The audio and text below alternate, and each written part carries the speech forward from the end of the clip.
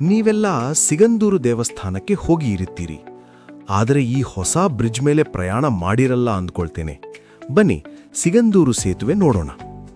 ಶಿವಮೊಗ್ಗ ಜಿಲ್ಲೆಯ ಶರಾವತಿ ಹಿನ್ನೀರಿನಲ್ಲಿ ನಿರ್ಮಿಸಲಾದ ಸಿಗಂದೂರು ಸೇತುವೆ ಅಂಬಾರಗೋಡ್ಲು ಕಳಸವಳ್ಳಿ 2.1 ಕಿಲೋಮೀಟರ್ ಉದ್ದದ ಭಾರತದ ಎರಡನೇ ಅತಿದೊಡ್ಡ ಕೇಬಲ್ ತೂಗು ಸೇತುವೆಯಾಗಿದೆ.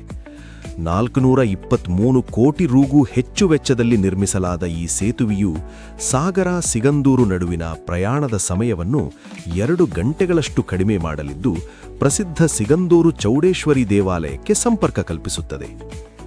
ಶಿವಮೊಗ್ಗ ಜಿಲ್ಲೆಯ ಸಾಗರ ತಾಲೂಕಿನ ಅಂಬಾರಗೋಡ್ಲು ಮತ್ತು ಕಳಸವಳ್ಳಿ ತುಮರಿ ನಡುವೆ ಶರಾವತಿ ಹಿನ್ನೀರಿನ ಮೇಲೆ ನಿರ್ಮಾಣವಾಗಿದೆ.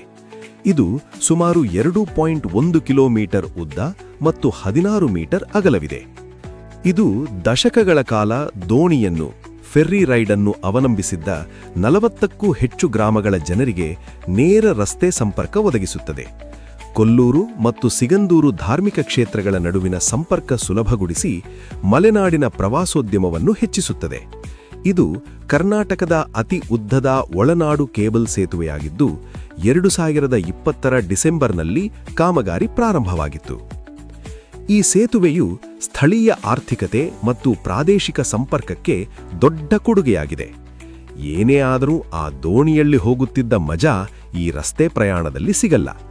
ದೋಣಿ ಫೆರ್ರಿ ರೈಡ್ ಸಂಚಾರವನ್ನು ತುಂಬಾ ಮಿಸ್ ಮಾಡಿಕೊಳ್ಳುತ್ತಿದ್ದೇನೆ. ಆದರೆ ತುಂಬಾ ಟೈಮ್ ಸೇವ್ ಆಗುತ್ತದೆ. ನೀವು ಒಮ್ಮೆ ಈ ಸಿಗಂದೂರು ಸೇತುವೆ ಮೇಲೆ ಪ್ರಯಾಣ ಮಾಡಿ.